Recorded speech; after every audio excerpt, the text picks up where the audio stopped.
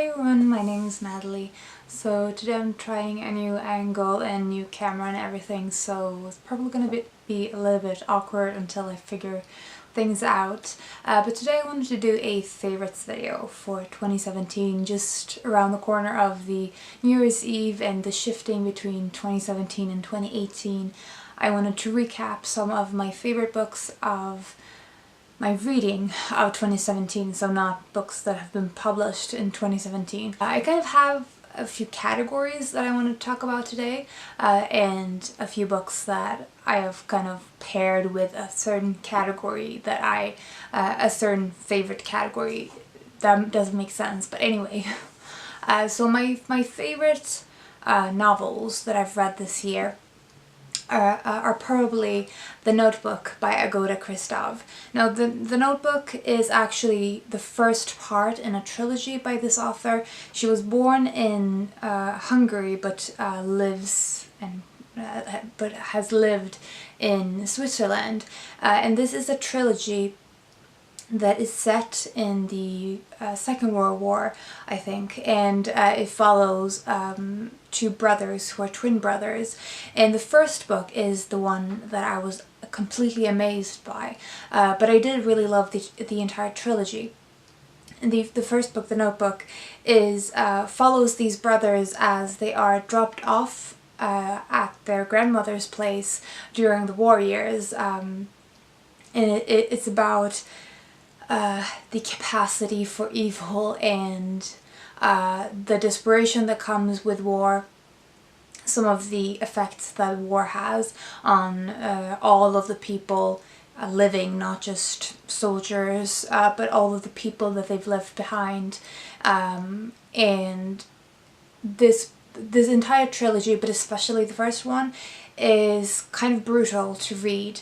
But I thought that it was really well done and well executed. I was really impressed by the writing in it, and I really loved the sort of fairy tale motifs that was in the book. So I really loved this. It was the first book. Was translated by Alan Sheridan, I think. Yeah, The Notebook was translated by Alan Sheridan. Highly recommend this entire trilogy, and especially The Notebook. My favorite nonfiction book is probably, this is the only nonfiction book I think that I've rated 5 stars this year, and it is The Great Soul of Siberia by Sooyoung Park. And this is a book, is a natural history book about the Siberian tiger, but the thing I loved about this is not just that it's about the Siberian tiger, which is a really interesting animal, and the discussion on the Siberian tiger goes hand in hand with a discussion on extinction, humans' relationship with nature, and how that is changing as our nature and our environment is changing. So there's a lot of critical discussion on the human impact on this it's Siberian nature, and how that affects the Siberian tiger population, and also the consequences of the very small population.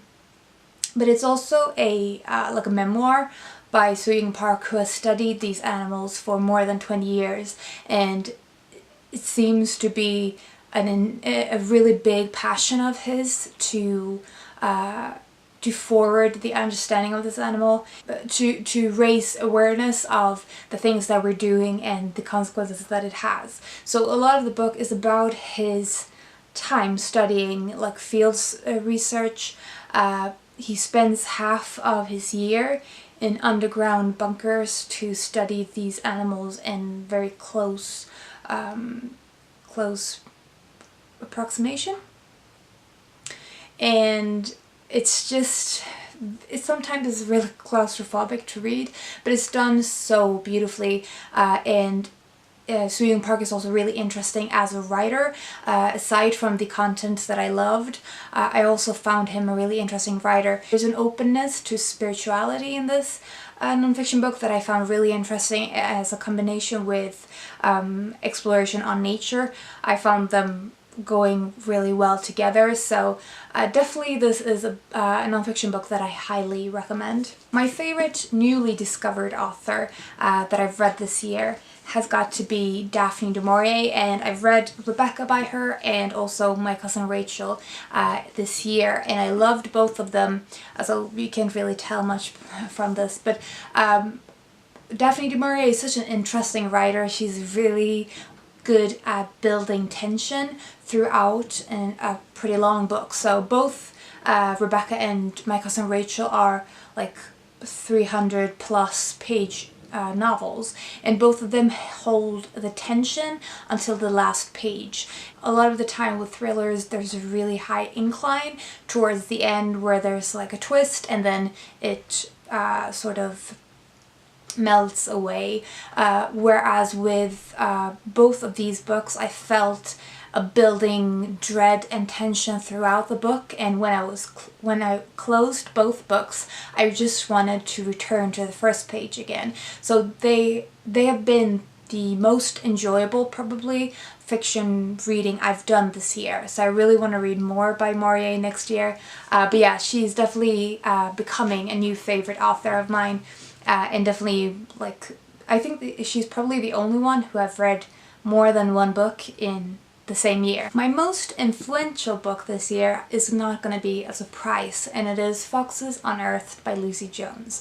And this book sort of introduced me to nonfiction. Not that I hadn't read nonfiction before this, but this book, I read this in March to April this year, and it's a book about foxes, a natural history book about foxes in Great Britain. And before reading this, I had read nonfiction before, but I had mostly read books that I'd heard a lot about, popular nonfiction titles, and a lot of them had been memoirs or like social science type things. Books basically that I had chosen because of their popularity, not so much because of my personal interest. And this was the first time that I felt like I'd found something that I, as an individual, related to and found interesting and engaging. And this book is also really passionately written. You can really tell that Lucy Jones burns to write this book, and that she really wants to share all of this love and interest for this animal. And I just found it a delight to read, really engaging, one of the most enjoyable nonfiction books I've read in this year and in general. It's also really well weighed with both sides of all of the arguments. So while it is about foxes and their nature, it's also about fox hunting and some of the myth related to foxes. And I found all of her description, and she talks to a lot of people about foxes and gets all sides. So you're, as a reader, you're given your space to make up your own mind about several different issues. I really appreciated that, the allowing the reader to make their own conclusions rather than just handing everything to you. Yeah, I just love this book, and I will probably continue to recommend this frequently because I just found it amazing. So Foxes Unearthed, very influential because it really made me fall in love with nonfiction, and has been something that I've read much more of this year and am planning to read more in the next coming years. The book that I want to reread the most that I read in 2017, and I actually wanted to reread it immediately after reading it the first time in the beginning of 2017, is The Setting Sun by Osamu Dazai, who is a Japanese author. He is an author that published works in the middle of the post-war time, or at least the middle of the 20th century. So part of his work deal with the war era, or the wartime in Japan, and the shifting in ideals and in society in Japan during this time. So I read Schoolgirl by him a few years ago, which is a novella, and I loved it. So I have been meaning to read more by Osamu Dazai since then. And so this is The Setting Sun is about a woman whose mother becomes ill, and her brother is gone, or he's not there, and it's very hard to describe because it's sort of dreamlike. As soon as I finished reading this, I wanted to go back with a red pen and underline everything and write everything and read more about Osamu Dazai's own life and compare it. And yeah, just this book gave me the wish to study it, which is something that I really actually liked, and something I think that I'm moving towards with annotating my books, digesting books in a different way than I have in the past. And I haven't really studied books in school much because I haven't studied English or something like that, or literature.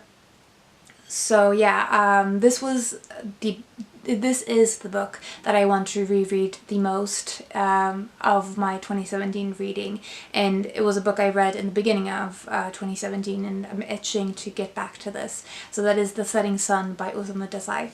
Also, I think it was translated by Donald Keene. And lastly, I wanted to have a category for what I just mentioned about annotations, and my last book for this video is my most annotated book of 2017, and that is, without any competition, The Emperor of All Maladies by Siddhartha Mukherjee. This is a medical science book, a non-fiction book about cancer. And it's not the cheeriest of topics, but it's incredibly interesting. And while it is about cancer specifically, it is also a historical account of the development of medical research and practice, and how that has changed over the years, and how that changes with growing knowledge about the sickness or the medicine. A lot of the time this is hard to read because some of the things that people have done in order to gain knowledge, or before they knew that something was bad, is just it's really hard to read because it makes you nauseous to think of some of the things that they did. Like bleeding people out to get out the cancer, or with the war, the use of some poisons during the war years. So this book is long and very detailed, and has so much information in it that I was constantly writing things in it, underlining things. A lot of my annotations are just underlining certain sentences that I want to kind of mark out, but a lot of the time I also, at least now, I do write things in the margins as well.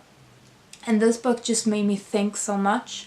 So while I didn't love everything about it, I think that it's sometimes just a tad too detailed for a layperson to follow along. And you can kind of get drowning in all of the information.